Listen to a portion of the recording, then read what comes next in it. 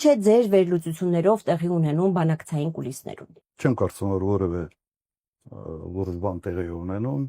ակնհայտ այդ մուրալը մի ինչ որ փաստաթղթի, որը